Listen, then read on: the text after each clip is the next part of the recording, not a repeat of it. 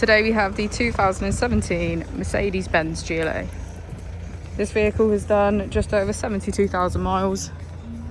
It has an automatic transmission and a diesel fuel type. To the left of our steering wheel we have cruise control as a feature, and on the right we have voice control, automatic headlights and our keyless ignition. Moving on to our screen, we can access radio, media, navigation, smartphone integration and our vehicle settings. If we put the vehicle into reverse, we can see that it comes with a parking camera with parking sensors. Just below our screen we have our dual zone climate control with heated seats on either side.